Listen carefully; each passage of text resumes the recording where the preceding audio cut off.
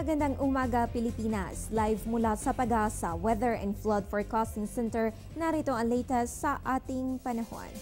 Ngayong Lunes, dalawang weather system po ang dominante sa ating bansa. Yan ang tail end of a cold front na nakakapekto dito sa may extreme northern Luzon habang may easterlies naman sa eastern section ng ating bansa. Sa mga susunod na oras, asahan na ang mga pag-uulan dito sa may Batanes, Calayan at Babuyan groups of islands habang ang Metro Manila at nalalabing bahagi ng bansa ay makakaranas ng bahagya hanggang sa maulap na kalangitan na may pulupulong pagulan o pagkidlat pagkulog lalo na dito sa may silangang bahagi. Ayon sa Pag-asa, wala po tayong inaasahang bagyo o kahit anumang weather disturbance ngayong araw. Samantala, more about the weather, aming ihahatid makalipas lamang ang isang paalala. Tatanungin ko ang lahat ng nararapat itanong. Tatanungin ko sina Manong at Manang, mga kaibigan at katrabaho, Si Obama at ang barangay tanod.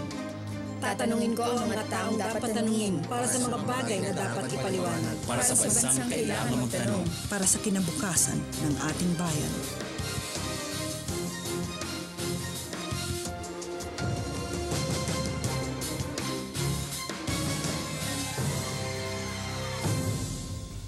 "38 days to go before Christmas, mga kababayan, at sa papalapit na Kapaskuhan ay pababa na rin ang ating mga temperatura sa mga pangunahing lungsod na bansa. Dahil dyan, inalam natin ang lowest temperature na naitala na Pag-asa ngayong Lunes. Nangunguna sa listahan ng Baguio City na may 15.6 degrees Celsius na sinundan ng Malaybalay na may 16.2 degrees Celsius. Ikatlo sa listahan ang Tuguegarao na may 21.8 degrees Celsius at 22 degrees Celsius naman ang naitala sa may Basco, Batanes. Dito po sa Science Garden o Quezon City, naitala naman ang 22.3 degrees Celsius.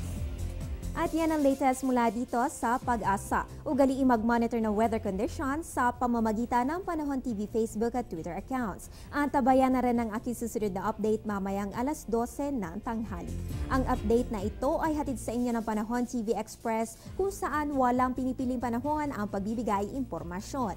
Ako po ang inyong weather girl April Enerio. Magandang umaga.